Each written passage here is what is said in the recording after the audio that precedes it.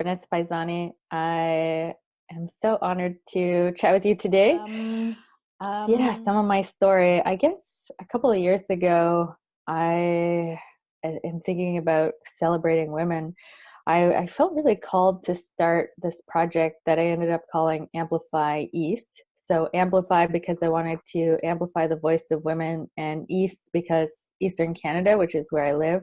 I'm talking to you today from my home office in Moncton, New Brunswick, which is we're on the very close to summer, end of spring, which is super exciting. When I guess about Amplify, I just, was the fall of 2017 when the Me Too movement really started to hit the media. And as I thought about this opportunity, and I saw it as an opportunity because I knew so many awesome women that were doing cool things. I was like, it's strange that we just don't hear from them. And I realized, and perhaps I've been realizing it over time, was that the amplification of voices isn't equitable. It's not even.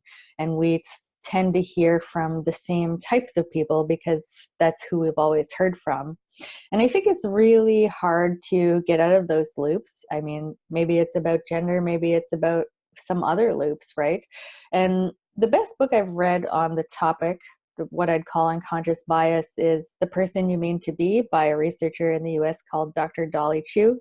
Yes, she's a researcher, but she's also, it's very, very easy to read. And it's really about, how do we all recognize our own bias and how do we start to work to get past it or through it? And it's not an easy process, but I think it's so important. And what Amplify really has brought me is just this community of women who are doing awesome things. They're doing different types of things. We've profiled physicians. We've profiled people working in the community, profiled all kinds of different women. But what's common in all of the stories so far is that this is the interesting thing that I've learned. Everybody said they wouldn't change anything because everything that's happened in their life has been because of, well, not even because of, but they've learned so much from it. And so, yeah, Amplify has been part of my journey. Right now, I've been really embracing becoming an entrepreneur over the last little while. So I'm doing some real estate investing, but also I'm in the process of building a business with a couple of business partners called Riddl. And what we're bringing to market is an impact investing measurement platform. So basically helping people that are looking to invest not just for a financial return, but also for an impact return.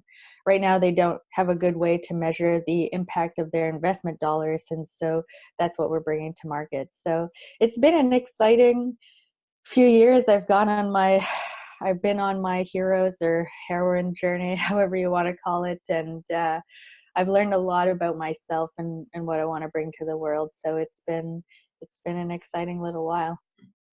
I think that's exactly what the Me Too movement was about, because the only reason those things were allowed to happen was because people were afraid to talk about them, because that's how these things get perpetuated, right? And by Me Too, I mean, in particular, that was about sexual violence, especially in the workplace, and how that manifests differently for different types of women too, right? There's people who experience it at a higher degree.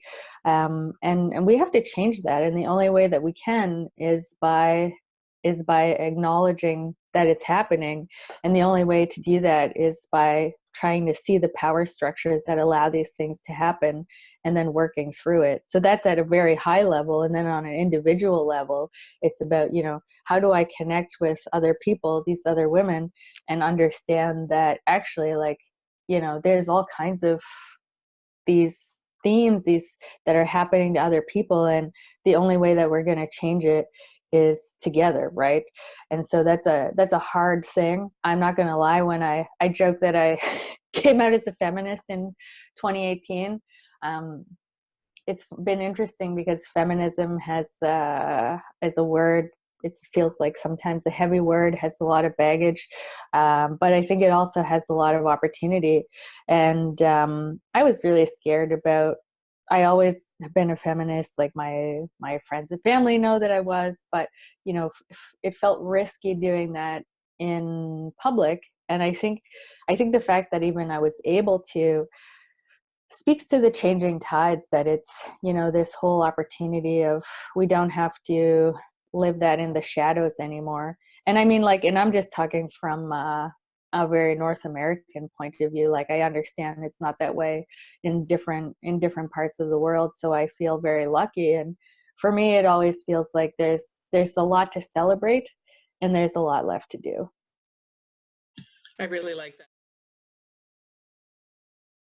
It's not an easy thing to measure. I mean, part of the reason I was really drawn to this was about, well, yeah, 9 years ago now, I joined as the first staff person alongside the founder for an organization that was basically trying to help New Brunswick youth see the impact between energy and its impact on the environment. And Brian McCain, who founded it, he had been working in the energy sector, and he, from an engineering point of view, was like, there's just this very clear correlation between energy, which is critical to the way that we live our lives, and its impact on the environment. So how do we bridge that gap? And it's like, I want to do that through education. And so I'm trained as a teacher. I joined the team, and we built that organization. And always what I was thinking about was, I don't want to go into a classroom and just talk at the students, right? Because that's not getting any outcome. So it was always about, how do we measure the learning? How do we measure the impact of these different programs? If the program's not working, well, we have to cut it and divert the resources into doing the things that are working, that are having an impact. And we also wanted to be able to communicate that impact to funders, to obviously to have that impact, but also to find people that were looking to invest in the type of work that we were doing.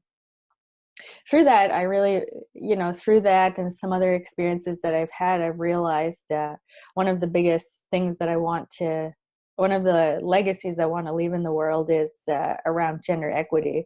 And it's a United Nations Sustainable Development Goal. So as a globe, like, how do we continue to measure how we're all collectively moving towards gender equity? And then for me, how do I continue to measure the impact of what I'm doing? And it's not easy, but it's worthwhile. And so with Riddl, what we're doing is we're taking impact data from people who are investing in these types of problems, and we're helping them draw conclusions through really predictive analytics. My favorite TED Talk is from this guy who leads a Harvard research study on basically happiness and longevity. And they've been running this study for over 75 years. And their conclusion from some like heavy scientific analysis was that the number one factor in longevity, quality of life, happiness, is quality of relationships, which I think is about connection. And so I think sometimes everybody's always in a rush. We're always told to achieve, to make money, which are all important things. But I think the base of that pyramid is connection. And that would be my one wish, is that everybody feels connected.